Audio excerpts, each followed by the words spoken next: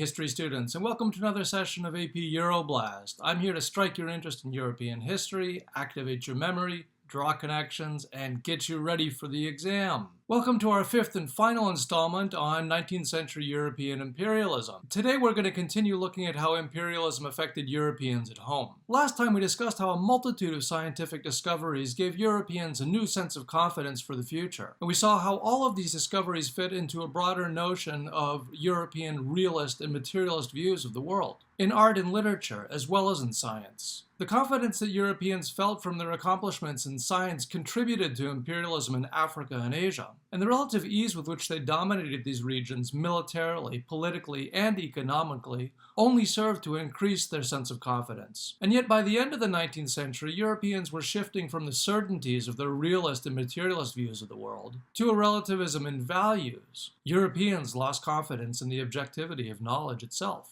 Again, this happened in the sciences as well as art and literature, where it became known as modernism. How did this happen? Stick around till the end to find out. Let's return to that quintessential piece of modernism we briefly viewed last time, Stravinsky's Rite of Spring. You will remember that its new forms of dance and music led to a full-blown riot at its premiere in Paris in 1913. But what was it about? Well, it was about a rite, or ritual, of spring in rural Russia. But it was set in Russia's pre-Christian past. In Stravinsky's imaginary village, every year a young woman is randomly chosen and dances herself to death. It is a sacrifice she makes as an appeasement to the gods so that her community will thrive in the spring planting season and beyond. Stravinsky's work celebrated Russia's pre-Christian past, but not with any nationalist overtones as in Wagner's Ring Cycle operas. Stravinsky's point, and this is what made him a modernist, was to celebrate Russian paganism for its primitivity. We'll explore this interest in primitivity more with other works in a moment, but let's turn first to the debate about imperialism. By the 1890s, some wholeheartedly embraced Europe's dominant position, others vigorously opposed it, and many felt ambiguity.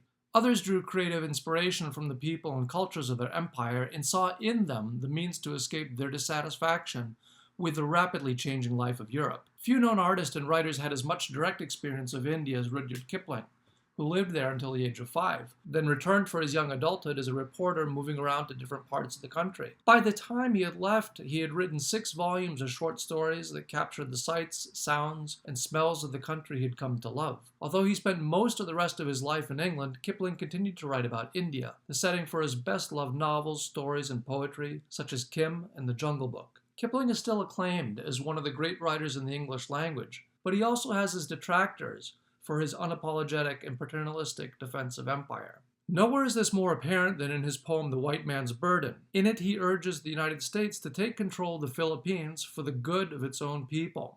Take up the white man's burden, send forth the best ye breed, go send your sons to exile to serve your captives' need, to wait in heavy harness on fluttered folk and wild, your new-caught sullen peoples, half devil and half child.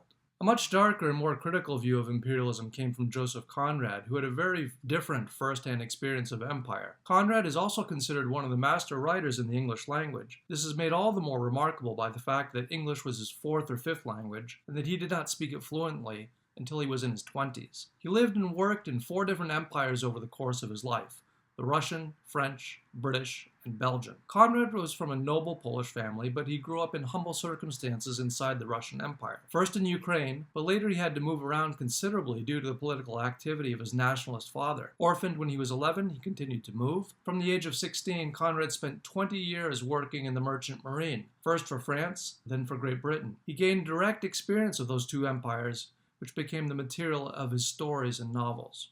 It was from his experience as captain of a Belgian steamship on the Congo River that he wrote his most well-known piece, The Heart of Darkness, published in 1899, at almost exactly the same time as Kipling's The White Man's Burden. In this short novel, he recounted in horrifying detail the atrocities of the ivory trade of King Leopold's Congo Free State. Stylistically, The Heart of Darkness had elements of realism, but its original use of an anti-hero narrator made it an early example of modernist literature. Conrad has been criticized in more recent years for his failure to portray Africans as individuals, but rather as an amorphous, somewhat subhuman mass. While his writing may have done little to humanize Africans for his contemporaries in Europe, his clear condemnation of imperial abuse did have a significant political consequence. Readers shared Conrad's disgust as they became more aware of abuses in the Congo, and in 1908 Europeans and Americans successfully pressured Leopold to surrender his private ownership of the colony to the Belgian state. A further and more systematic condemnation of imperialism came from Russian revolutionary leader Vladimir Lenin in his book Imperialism, the Highest Stage of Capitalism. Lenin built on the earlier anti-imperialist arguments made by English and Austrian leftists, but applied them to his current context of the Russian Revolution and World War I.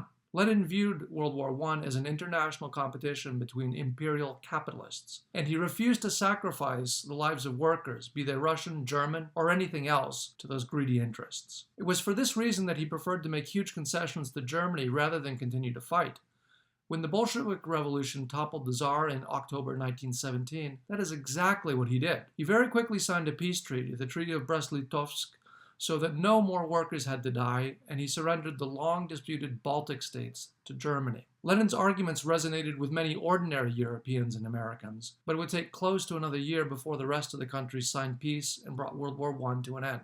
While some Europeans argued in favor and some against imperialism, still others found inspiration in the new cultures to which they were now exposed. This painting by Van Gogh is not one of his best, nor one of his most well-known. Yet, it is interesting because it does reflect the growing exposure Europeans had to Japanese culture and their interest in it after trade had been forcibly opened by the United States in the 1850s. The strangeness of Japanese culture for most Europeans made it all the more appealing.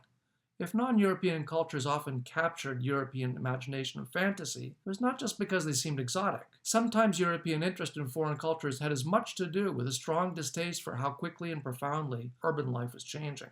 Learning about other places allowed Europeans to imagine calmer and perhaps more innocent and pure places. No one exemplifies this dissatisfaction with European life more than Paul Gauguin, who became Van Gogh's friend until an argument between them led to Van Gogh famously cutting off his left ear. And probably no one did more to help Europeans idealize the people of the lands they were colonizing, in Gauguin's case, French Polynesia.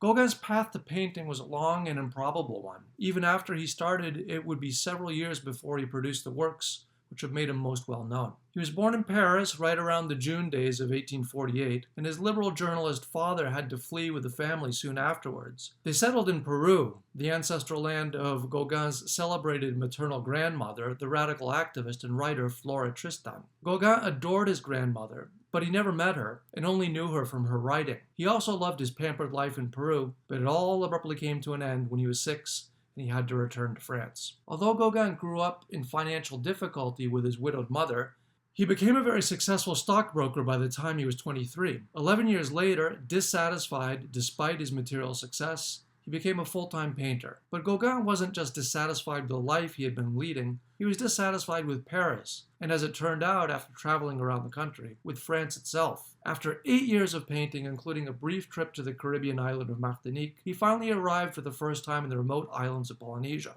7 years later, he painted this, his most famous painting. All his paintings from Polynesia featured native people, usually women, portrayed admiringly, respectfully, and tastefully. His subject matter, his bold colors, and his broad brushstrokes all marked him as a modernist, someone who departed radically from previous conventions in art.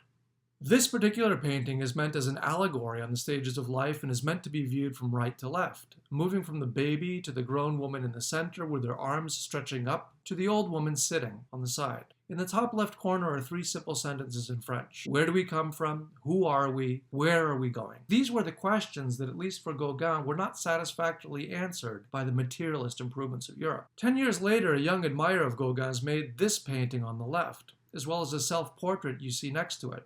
It was as much of a shock to viewers as Stravinsky's Rite of Spring would be to listeners 8 years later. It too is an example of modernism. But although Picasso admired Gauguin, his modernism was different. There's a lot to absorb here, so pay close attention. There are 3 things that make this painting radically modern. First, the angular shapes of the figures make it an early example of cubism, a style that rebelled against the two-dimensionality of painting by simultaneously showing the same object from multiple angles. Second, the figures, usually the ones being observed in a painting, are staring out at the viewer in an almost confrontational manner. Third, the figures in the painting are prostitutes, not the traditional subject matter of good taste painting, and certainly not when depicted in such brazen poses and on such a large canvas. Picasso had wanted to call the painting the brothel of Avignon, not after the city you know from the Avignon papacy, but after the street name of a brothel he knew in Barcelona. One thing that Picasso's painting did have in common with Gauguin's work, as well as Stravinsky, was where he turned for inspiration. All three looked beyond the modern European world for ideas, turned to what were considered primitive cultures.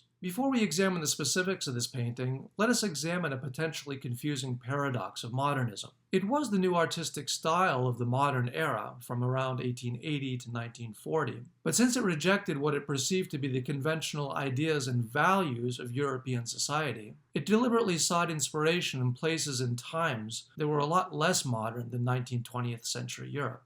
In Picasso's painting, the non-modern and non-European influences can be found in the faces, or masks, found in the center and to the right. The women in the center are modeled after ancient pre-Roman Iberian masks from Picasso's native Spain. The two to the right are modeled after African Congolese masks. Picasso had recently seen such masks at a Paris museum, and the book you see here reflects the broader European interest there was in learning more about what they called primitive art. The boldness of these styles somehow seemed more alive, more exciting, and more genuine than conventional European art. We've seen the rise of modernism now in music, art, and literature, Stravinsky, Conrad, Gauguin, and now Picasso. Clearly, this corresponded in large measure to the doubts, questions, criticisms, and influences that arose out of imperialism for many Europeans. It also came from a loss of confidence in the primacy of European culture and of the possibility of objective knowledge itself. Clearly, not all Europeans felt this way. If they had, neither Picasso nor Stravinsky would have shocked their audiences as much as they did. But the sentiment was growing and spreading, and would be greatly heightened by the despair of World War I. So too would the violence of opposition of people who disliked these changes. What makes this ongoing shift before World War I so interesting is that it wasn't just taking place in the arts and in literature. It was taking place in the world of philosophy and science, which had so recently given Kant, Spencer, and so many others such certainty about the future. Probably no one represents better this loss of confidence in the objectivity of knowledge than Friedrich Nietzsche. In his short life, he turned many bedrock beliefs of Western society on their head. In 1882, he famously wrote that God is dead. He did not write these lines with any sense of defiance or draw any satisfaction from the proclamation, and he did not write them in despair either. He simply meant that the rationalism of the Enlightenment had killed God by making him unnecessary. Ironically, however, the death of God had also killed off any possibility of objective truth. Without God, it was no longer possible, Nietzsche argued, to have a universal perspective on the world. Nietzsche himself denied that there was even such a thing as objective truth. For Nietzsche, knowledge was always contingent on the changing conditions of time and place, as well as the perspectives and interests of individual humans. This notion is known as Perspectivism. Such was the fate, fittingly, of Nietzsche himself. His ideas influenced a wide variety of writers and thinkers, and perhaps even more notably, a wide range of political positions, from anarchism to Nazism to Zionism to the Black Panthers. A world without objective truth was by definition chaos, but far from leading him to despair, the notion of chaos for Nietzsche was a force of creativity and regeneration. In the brand new field of psychoanalysis, Sigmund Freud challenged human objectivity from another angle, that of dreams. In the interpretation of dreams, he argued dreams were the expression of secret desires of which people were unaware and which they had repressed in waking life. This was the notion of a subconscious. In Civilization and its discontents, he went even further, and he questioned the actual benefit of civilization. In place of the traditional view of civilization being the result of human creativity and potential, or more recently the protector of individual rights, Freud argued that civilization was inherently stifling of human creativity. The individual quest for freedom and civilization's demand of conformity were diametrically opposed interests. Finally, doubts and questions about what humanity knew or even could know arose even in physics. In his special theory of relativity, Albert Einstein challenged the long-accepted notion that time, space, and motion had constant properties. As the name of the theory itself suggests, they are relative. In a sense, what Nietzsche had done for notions of the universality of human morality, Einstein now had done for matter itself.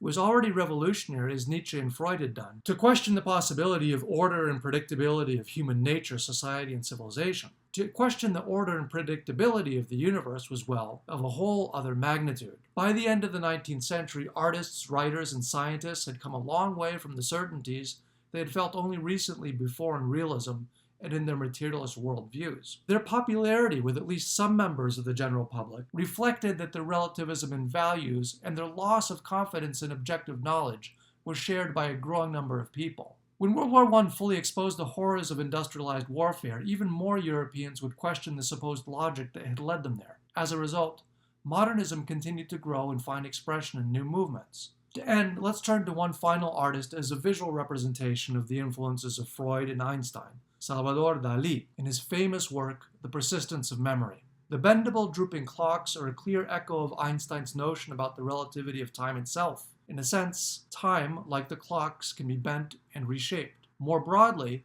Dali attempted to paint from his subconscious, from his dreams, inspired by Freud. The unnaturalness of this landscape, as well as the sleeping head, a reoccurring self-portrait in many of Dali's paintings, indicate this dreamlike, unreal reality from which Dali's movement, Surrealism, took its name. For Europeans and most of humanity, the world had become a scarier and more dangerous place. Materially, life had improved tremendously across all social lines, and this tendency would continue. But the uncertainties of the universe and the human mind seemed greater than they ever had before. But if these were fearsome considerations to behold, Dali and the Surrealists remind us that they could also unlock the whimsy and humor of the human spirit. I hope you've enjoyed this series on imperialism and found it useful. Go back and watch the other episodes if you haven't seen them already. Next time we'll take a look at the main causes of World War I. Please leave your comments, remember to like, share, and subscribe, and keep learning. Thank you for watching. It's been a blast.